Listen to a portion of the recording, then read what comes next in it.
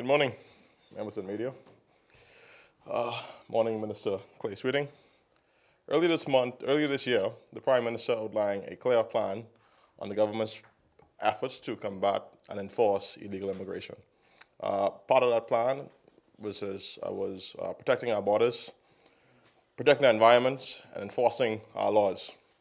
This morning, we have the Minister of Works and Family Island Development, Minister Clay Sweeting, who will provide an update to the press and the Bahamian people on his ministry's efforts and the government at large efforts in dealing with unregulated communities, both in, I think he's dealing with New Providence there or Family Islands? New Providence. And so, without further ado, we will now invite Minister Sweeting to the stage to provide an update to the media.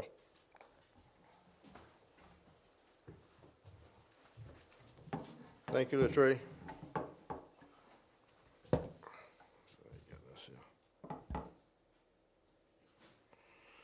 Ladies and gentlemen of the press, good morning again.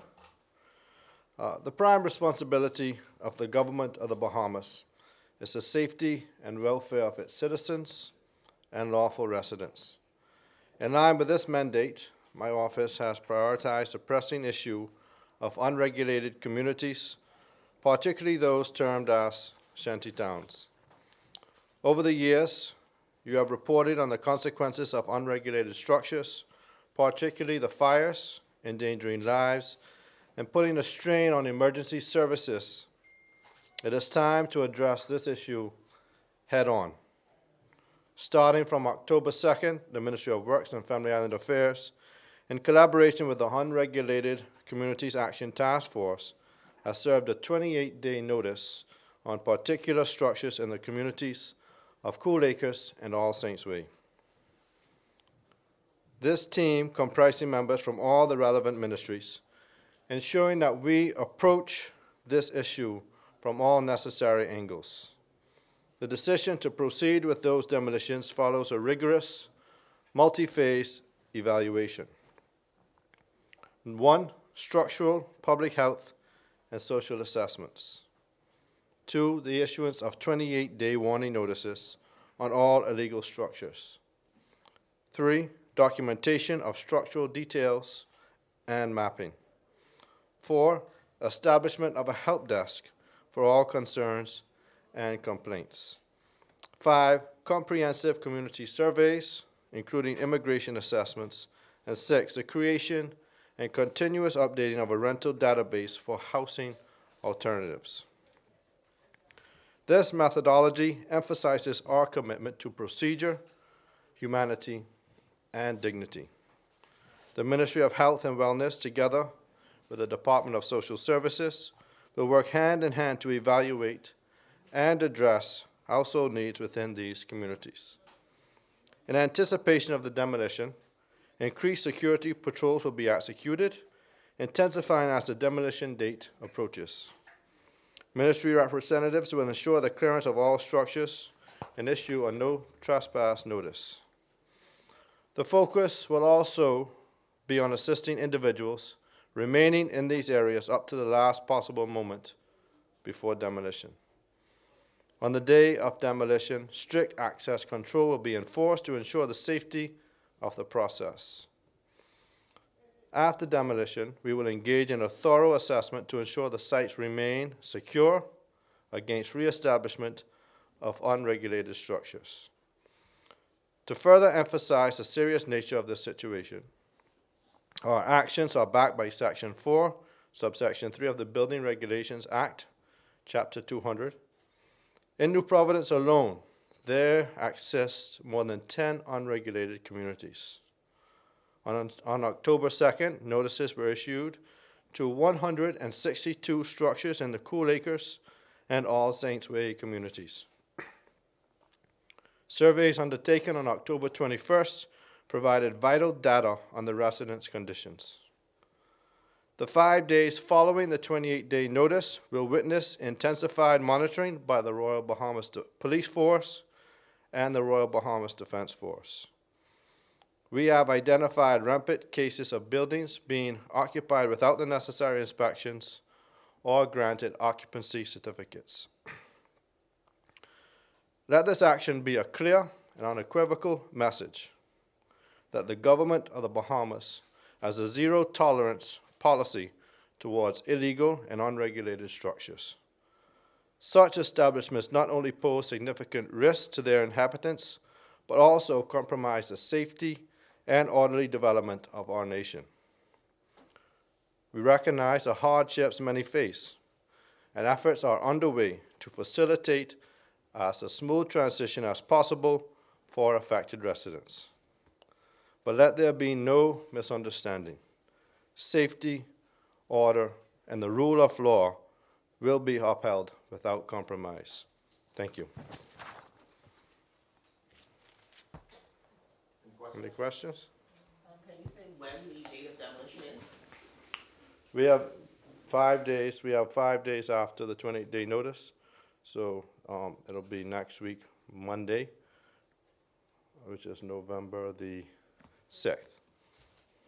I know you said social services was involved in the process. Do you guys know at this point approximately how many persons need assistance? They're still collecting data, but they've comprised a list of all persons that needed at that time. They still, up to today, was still engaging some persons. So the total number is not, and I wouldn't want to divulge that information in that regard anyhow. Yesterday, the Tribune would have spoken to residents in both shanty towns, and they would have indicated, I guess, that the government said that they would have assisted them in providing temporary hosting for a period of 3 months. Are you able to confirm whether or not So that's true? social services are assisting Bahamian citizens in that regard.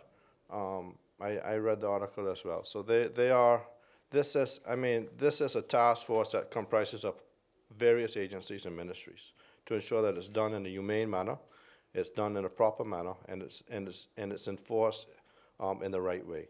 So social services will provide housing. They haven't given them a time period, as far as I'm aware, because the reality is some persons still have families, and we don't want to. But at the same time, the law has to be enforced. So they have engaged persons, and I've seen some names in the paper that they've already spoken to in that regard. So you say for Bahamian, so it's only for Bahamian citizens that they would be providing? The priority is, we understand that Bahamians do live in these shantytown, unregulated communities. So we ensure that the Bahamians are assisted. But you have to realize this is a multi-agency. So you have immigration that's involved as well. So then you have persons who don't have any permits, don't have any papers that regulate them being in the Bahamas, which was dealt with the original day when the notices were issued. And then you have persons that have permits, but are not being taken care of by the permit holders. Okay, are you able to say the budget for, all of it? Of what? I guess to give the people housing and then. No. I mean, social services has a budget that provides assistance. I mean, the reality is, right, is that we're doing something that the Bahamian people have been asking for, right? And it's interesting to me how there seems to be different angles to try to mitigate the issue that at hand, right? So, I mean, let's not spin a story here. We're doing what the government of the Bahamas is mandated to do, but the Prime Minister has promised the people of the Bahamas that we would do in regards to irregulated communities, and we're doing it in the right way. When you initially mentioned the demolitions, you didn't say how many of the eviction notices were served. Can you say now how many were served? Yeah, I did. Yeah. Okay, also can you say, I know you're dealing with Nassau now, but can you say when the ministry intends and the task force intends to move to the Family Islands? It's a process. We will, but it's a process. So we're dealing with 2 communities now. I don't have a date, but we will continue. The reality is that the law isn't just for New Providence. The law is for the whole country. So we'll strategically deal with other islands. We understand that Abaco has a real challenge. So all islands are on the map. And the government's concerned, I guess, that homelessness will rise within the country.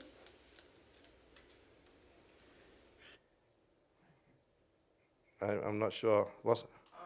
When we spoke to residents yesterday, a lot of them were saying that they don't necessarily have anywhere to go, being or that are unemployed. But, I mean, you need to be specific. Are these Bahamians you're speaking about? Are these persons that don't have a permit? Some of them have, most of them are work permit holders or have permanent residency. Yeah, well, the work permit holder is obligated by law that if you get a permit for an individual, that you are to provide housing for them. That is immigration law. With this exercise, do you anticipate capturing more illegal migrants? I know when the notices were served, there was 60 Right. illegal persons captured, apprehended. Yeah, so I assume as we continue to move this throughout the country, that would be a part of the exercise. I mean, it would be immigration matter, but I anticipate that as you move through different communities, that you would have persons that don't have permits or don't have status. I'm sure that'll be a part of the exercise. And that's why the task force involves immigration and police and defense force to ensure that all matters are addressed. I was, I guess, if the government intends to take action towards some of the landlords, I know some of the shanty towns are like owned by Bahamians and they're renting it out to the. Well, the two areas we are dealing with today would be, one is government lease land and one would be agricultural crown lease. So they're the two areas that we're dealing with Cool Acres and All Saints Way. You know, that would be a matter for the AG's office. We're doing the work in our ministry to deal with it. I mean, that is something that, you know, would possibly be looked at, but currently we're dealing with the matter at hand to ensure that what we need to do is done in an efficient way. Yep, thank you.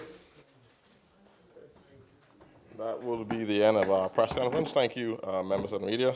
It's always a privilege to have your coverage and support.